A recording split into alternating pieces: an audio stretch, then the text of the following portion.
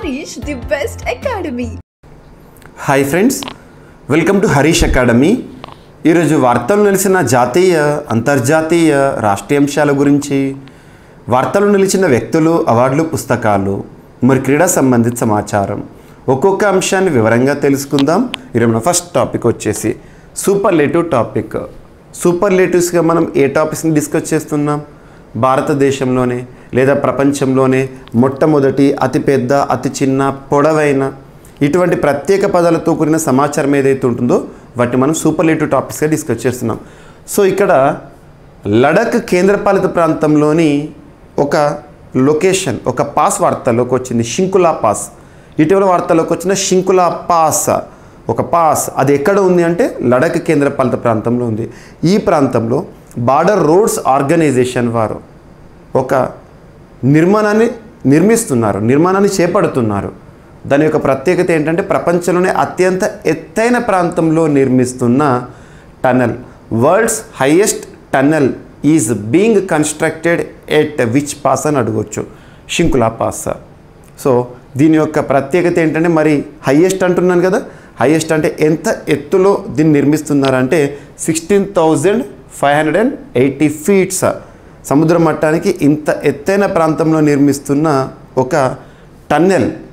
And ఇంకొకటి ఏంటంటే హిమాచల్ని, జస్కర్ వ్యాలీని కలిపే ఒక ప్రత్యేకత ఈ టన్నెల్కి ఉందంట, గుర్తుపెట్టుకోండి.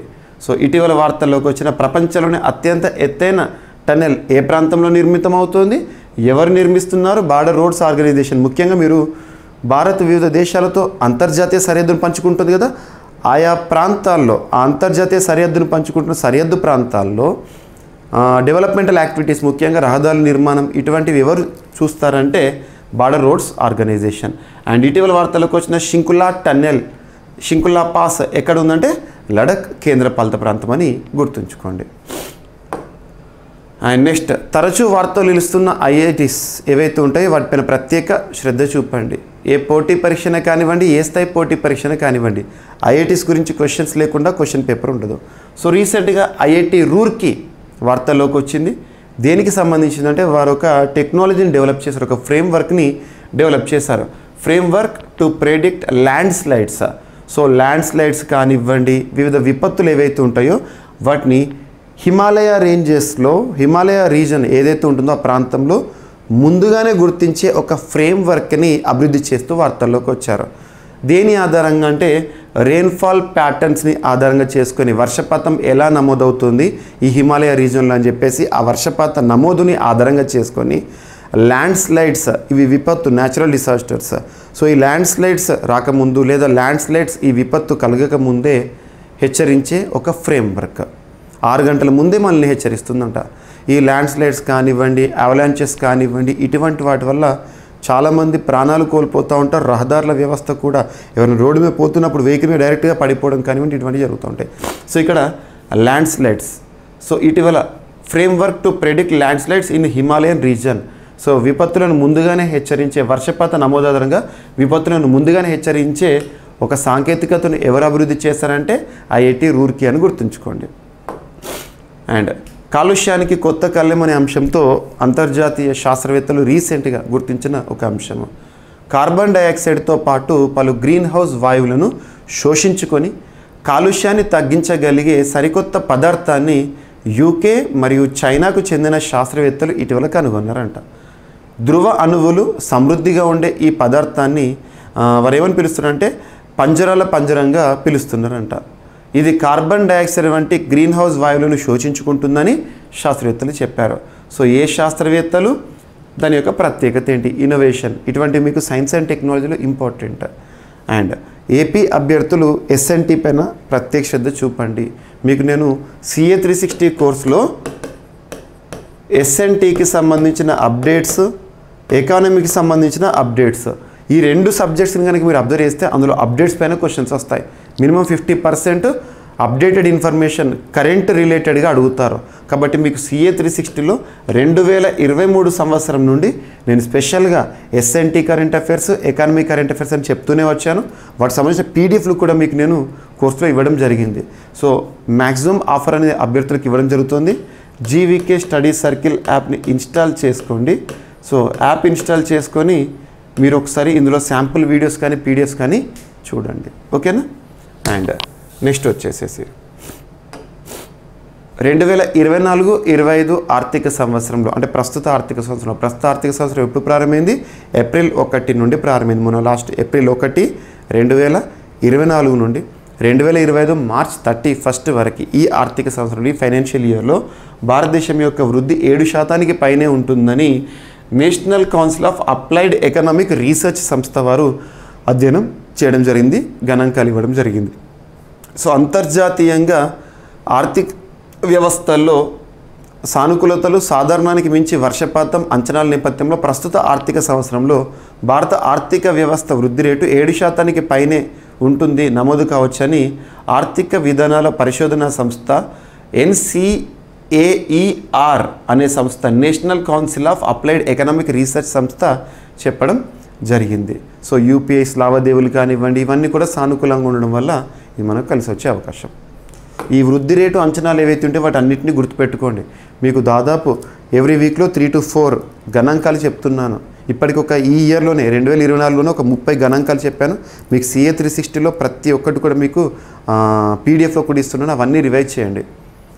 అండ్ జపాన్ మరియు నాగాల్యాండ్ ప్రభుత్వం, నాగాల్యాండ్ ప్రభుత్వం సంయుక్తంగా Kohima peace memorial and eco park ఏర్పాటు అనే అంశంతో వార్తల్లోకి వచ్చినాయి. So Kohima peace memorial and eco park ఎక్కడ ఏర్పాటు చేస్తున్నారంటే నాగాల్యాండ్లో, కోహిమాలో. సో దీని యొక్క ఉద్దేశం ఏంటంటే symbol of peace and reconciliation and educational value. So ఎగ్జామినేషన్లో అడగవచ్చు, ఇటీవల Kohima peace memorial and eco park సంబంధిత అంశంతో భారతదేశంలోని ఏ రాష్ట్రం వార్తల్లోకి వచ్చిందంటే నాగాల్యాండ్. గుర్తుంచుకోండి. సో జపాన్ అండ్ నాగాల్యాండ్ సంయుక్తంగా దీన్ని నిర్మించడం జరుగుతుంది. And next Indian coast gourd ICG వారు, తీరగస్తీ దళం అంటాం కదా, అండ్ హిండాల్కో ఇండస్ట్రీస్ సంస్థ వారు, వీరిద్దరి మధ్య కుదిరిన ఒప్పందంలో భాగంగా రీసెంట్గా ఆ ఒప్పందం యొక్క ఉద్దేశం ఏంటంటే manufacturing and supply of indigenous marine grade aluminium to Indian public and private ship yards.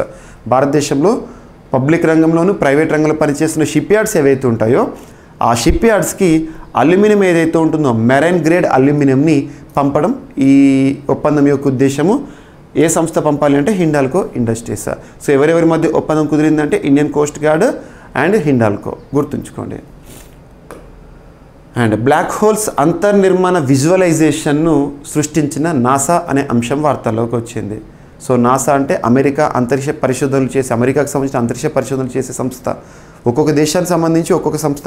ఇండియాకి ఇస్రో ఎలాగో, చైనాకి మనం అబ్జర్వ్ చేసిన, లేదా రష్యాకి అబ్జర్వ్ చేసిన, జపాన్కి అబ్జర్వ్ చేసిన, ఒక్కొక్క దేశానికి ఒక్కొక్క అంతరిక్ష పరిశోధనలు చేసే సంస్థ ఉంటుంది. జపాన్ అంటే జాక్సా, రష్యా అంటే రాస్కాస్మోస్, అలా అమెరికాకి నాసా. సో అంతరిక్షంపై ఆసక్తి ఉన్న వాళ్ళకు బ్లాక్ హోల్స్, కృష్ణబిలం గురించి వివరణ అవసరం లేదు. కృష్ణబిలం అనేది ఎంతో బలమైన గురుత్వాకర్షణ శక్తి కలిగి ఉండే స్పేస్ టైం ప్రాంతం. బ్లాక్ హోల్స్ ఆకర్షణ నుండి ఏ కణము చివరికి కాంతి వంటి విద్యుదయస్కాంత వికిరణంతో సహా ఏది తప్పించుకోలేనంత బలమైన గురుత్వాకర్షణ శక్తి ఉంటుంది. దానికి సంబంధించిన అంతర్నిర్మాణ విజువలైజేషన్ను శాస్త్రవేత్తలు గుర్తించడం జరిగింది. ఎవరు అంటే నాసా. అండ్ ఇటీవల వార్తల్లోకి వచ్చిన ఒక దేశానికి నూతన అధ్యక్షుడు. సో దేశాధినేతలపైన ఖచ్చితంగా క్వశ్చన్స్ వస్తాయి. మీకు ఎవ్రీ 15 days సంబంధించి కనీసము ఒక 10-15 మంది దేశాధినేతల గురించి మీకు నేను CA 360లో ఇస్తున్నాను, చూడండి. సో చాడ్ దేశానికి సంబంధించి Chad military dictator Idris Deby ఇటీవల ఆ దేశంలో జరిగిన అధ్యక్ష ఎన్నికల్లో గెలుపొందుతూ వార్తల్లోకి వచ్చారు. ఇటీవల ఇడ్రిస్ డెబే ఏ దేశానికి నూతన అధ్యక్షుడిగా గెలుపొందుతూ వార్తల్లోకి వచ్చారంటే చాడ్.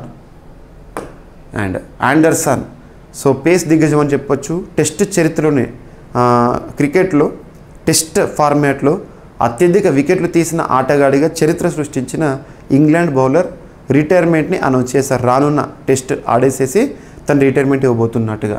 సో రిటైర్మెంట్ ప్రకటించిన పేస్ దిగ్గజం లార్డ్స్లో చివరి టెస్ట్ ఆడనున్న జేమ్స్ ఆండర్సన్. సో 2 దశాబ్దాల అంతర్జాతీయ క్రికెట్కు ఇంగ్లాండ్ ఫాస్ట్ బౌలింగ్ దిగ్గజం జేమ్స్ ఆండర్సన్ వీడ్కోలు పలికాడు. 4 పదుల వయసులోనూ యువ పేసర్లకు ధీటుగా బౌలింగ్ చేస్తున్న జేమ్స్ ఆండర్సన్ జూలైలో వెస్టిండీస్తో లార్డ్స్లో వేదికగా జరగబోయే మొదటి టెస్టు తన కెరీర్లో చివరి మ్యాచ్ అని స్పష్టం చేయడం జరిగింది. 187 టెస్టుల్లో 700 వికెట్లు పడగొట్టాడు. ఇప్పటివరకు టెస్టుల్లో ఒక ఫాస్ట్ బౌలర్ రికార్డు కనుక పరిశీలిస్తే జేమ్స్ ఆండర్సన్ నెంబర్ 1 పొజిషన్లో ఉంటారు. ఓకేనా. స్పిన్లు అంటే మనకు ముత్తే మురళీధర్ అని ఉన్నారు అలా. ఓకేనా. సో ఇవి ఫ్రెండ్స్ ఈరోజు వార్తలు ఇచ్చిన అంశాలు ఒకసారి ర్యాపిడ్గా చూస్తే, ఇటీవల వార్తలకు వచ్చిన షింకులా టన్నెల్ ప్రపంచంలోనే అత్యంత ఎత్తైన ప్రాంతంలో నిర్మితమవుతున్న టన్నెల్ బీఆర్ఓకి సంబంధించి వార్తల్లోకి వచ్చింది. ఐఐటి రూర్కీ వారు అభివృద్ధి చేసిన ఒక సాంకేతికత, విపత్తులను ముందుగానే పసిగట్టే సాంకేతికత. కాలుష్యానికి కొత్త కళ్ళెం అనే అంశంతో యూకే చైనా శాస్త్రవేత్తలు కనుగొన్న అంశము.